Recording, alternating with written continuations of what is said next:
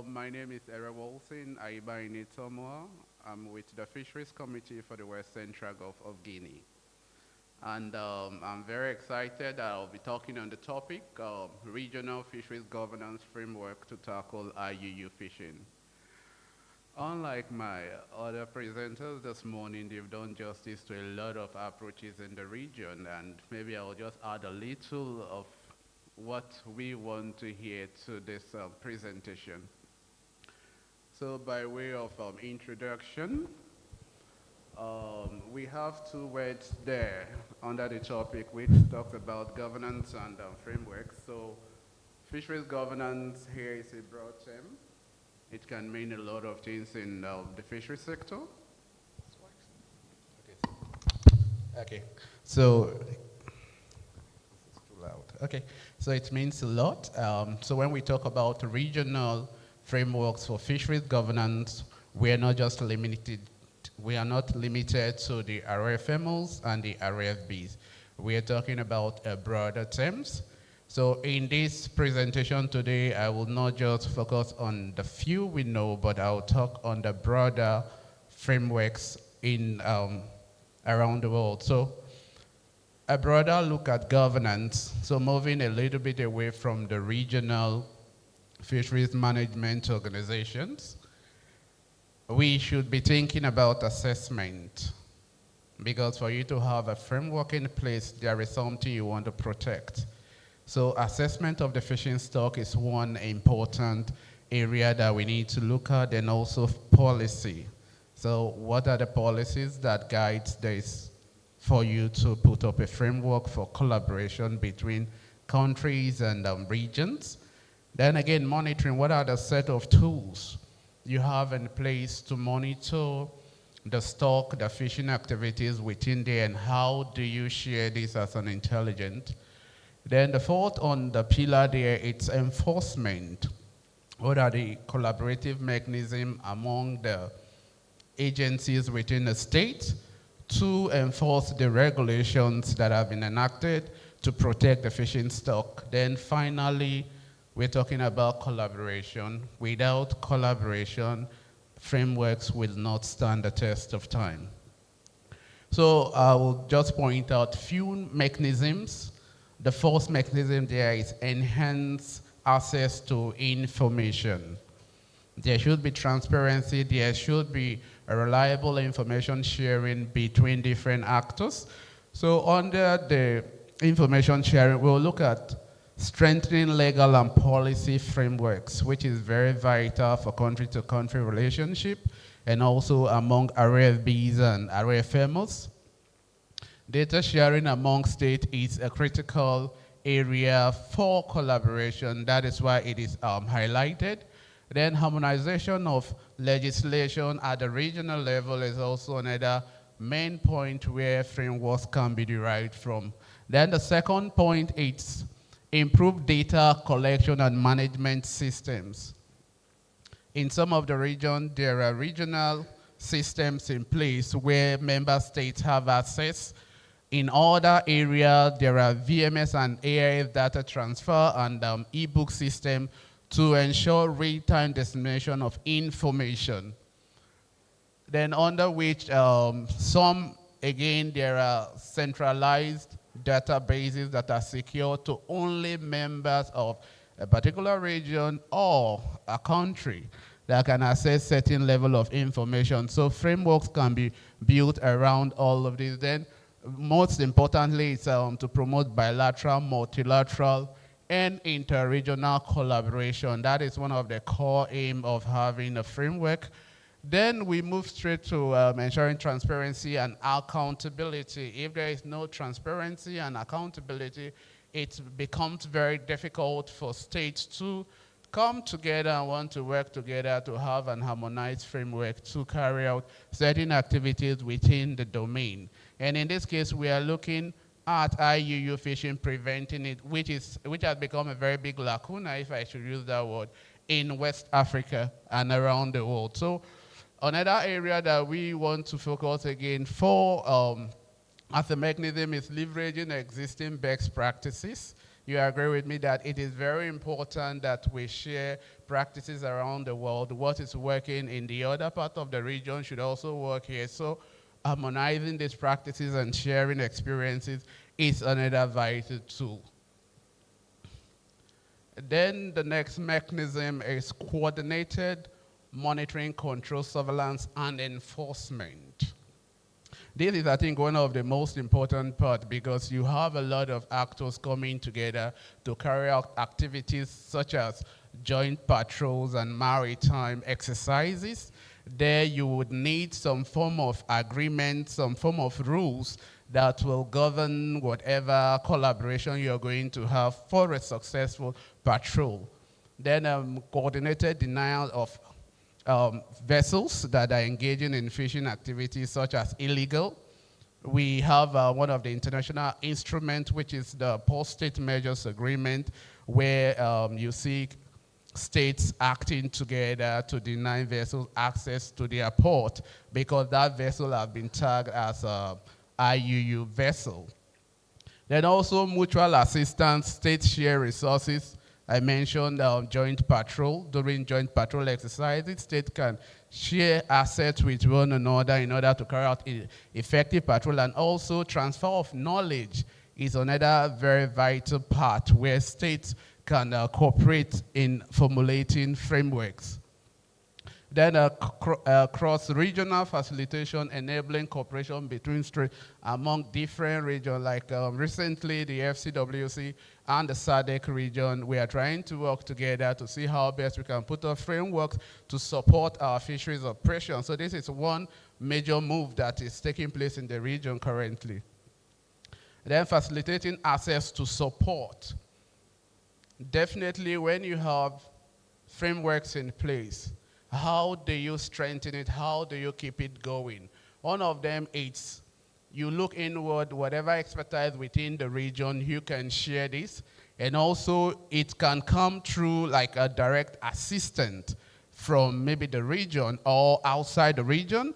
Then the next is it can create a form of external linkages support, like leveraging on what already exists outside.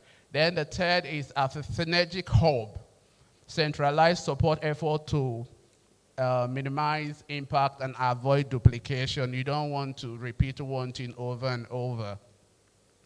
Then let's look at some of the essential requirements of frameworks to govern IUU fishing. One is the foundation for framework effectiveness. We are looking at three pillars here. One is human capacity. Do you have the desired capacity to maintain a framework that have been formulated for a particular region, all regions that put together to act as one? Institutional capacity, what are the infrastructure within the countries that will support these frameworks when it has been assigned?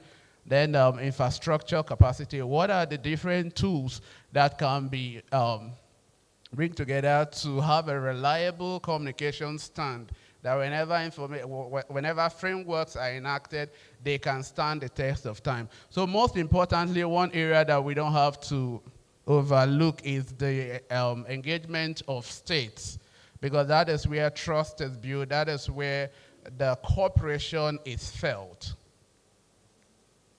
For me to go a bit further into what regional frameworks to tackle IUU is, I will just use the FCWC as one of the examples. At the FCWC levels, there are certain frameworks and legal documents that have been signed by the ministerial conference. And the first one is the Convention for the Establishment of the FCWC. That was in November 2017. No, 2007, pardon me. This enables the country to start speaking together, where Ghana can easily speak to Nigeria, Togo can speak with Liberia on how they can come up with approaches to solve fisheries issue. So that document bind agreement for the FCWC region. Then the second was Convention on minimum condition of access to the fishing resources of the FCWC state. So you now have the empowerment to go beyond your area of jurisdiction to also support what the region is doing and also to preserve the fishing stock. Then the third is the Convention on the Pooling and Sharing of Information. Before now, sharing information about IUU fishing is a great challenge because everybody wants to conceal what they are doing within their region. It's like a taboo to say it somewhere else. But when you have frameworks like this, then we can talk about the issues and look for solutions to these problems. Then the FCWC also signed an additional protocol for the protection of sharing of information, which also enables members to now speak out what the issues are, how to tackle these challenges. Then a protocol for the establishment of the Regional Monitoring, Control, and Surveillance Center was reached in 2019. That was the advanced stage. Then in 2020, it became an operational tool. Then also to strengthen RFB's communication and actively supporting each other in terms of protecting fishing activities and also the fight against IUU. In 2021, the FCWC, ECOWAS, and SRFC signed an MOU which will make the both RFBs the fishing operating arm of ECOWAS. So these are some documents that have been put together by the FCWC to ensure cooperation, collaboration among the member countries. So for the FCWC initiative, in order to enhance access to information, so I spoke about the Convention of 2014, Pooling and Sharing of Information. These have been there enhancing cooperation. Now countries can now cooperate to share data, enable countries to speak with one another, which is ongoing till date. Then fishing license has been actively shared within the FCWC space, like annually, quarterly, member states now share their fishing license. So with this, oversight of fleet activities to prevent IUU can be curtailed. Then strengthening regional transparency. Countries now rely on one another that this is a regional fight. We have to come together, look at the policies that have been set up within the FCWC space, leveraging on this to tackle IUU fishing challenges. Then in terms of coordinated monitoring, control, surveillance, and enforcement within the FCWC space, the FCWC came up with a task force in 2015. This task force is responsible to bring together the head of MCS and the directors of fisheries, where all the cases that have been happening in their waters will be discussed at a regional level, where expertise can come in to tackle these and look at more frameworks that should be formulated to tackle specific issues. So the task force meets once in a year to look at different cases, share lessons learned, and strengthen the fisheries governance within the FCWC space. Then to support the task force, we have the National Working Group, which is also a regional framework at the national level where agencies come together, agencies that are responsible for MCS activities and also fisheries, come together to discuss on how they can approach national challenges in terms of managing their fishing stock. So these two bodies have been working effectively since 2015, and we are having the next meeting in a couple of days. Then also, as part of a monitoring initiative, the FCWC signed the MOU to establish the regional center, and the regional center is now supporting the member state as an intelligent hub to tackle infractions within the water, sending actionable alerts, letting the country know when vessels are approaching and all of this. So this is another strong mechanism for the FCWC region in terms of regional collaboration for frameworks. Then still on this, the FCWC has also taken further steps to organize certain activities that will improve cooperation, that will make the effectiveness of the frameworks that have been signed by the heads of government within the FCWC state to reactive. So one, it's a pilot patrol. in the waters of Togo and Benin. This was in 2021. It strengthened cooperation among the countries when we started testing the waters to see how best countries can work together, looking at the different legislation that have been set aside for countries to work. Then the second, it's amidst one of the biological rest fishing close season, the first um, multilateral close season between Ghana and Cote d'Ivoire. We accompanied that with a surveillance patrol. And during this, we were able to strengthen surveillance issue to know how far the countries are leveraging on the regional frameworks in place and also doing what they are supposed to do. So under the second patrol, a lot of issues were strengthening, and following that, there were some documents that are to come out, which will also add to the frameworks within the FCWC space. Then enhance regional enforcement again. The FCWC has been able to promote best practices to sustain the fisheries management, and one of the areas we are looking at was for member states to rectify the Pole State Measures Agreement, which all states have are party to now. So we can fully say a vessel that have been engaged with IUU fishing will always be denied access to fishing ports. There, the regional center conduct daily monitoring and also analysis on the kind of vessels that use port, not just the fishing vessels, but also the fishing carriers. We want to see your ordeals in the past, your previous record, to see how best we can come up with if you are IUU vessel or not. So this has been strengthened. In the area of the fishing close season, the FCWC is moving at a regional pace. Ghana started the fishing close season in 2016. Then until 2023, Cote d'Ivoire joined. Both countries were able to close both the artisanal sector and the industrial sector. Then still in that 2023, Benin closed just one area of their waters, which was the beach scene. Then in 2024 till date, they closed the artisanal sector. Then for this year, 2025, Togo was able to also join and close the entire waters for fishing activities. So now we are pushing for the other two countries, Liberia and Nigeria, to also join this exercise, which is one vital area the FCWC wants to strengthen the different frameworks and legislation that are binding the member state together. So again, facilitating access to support.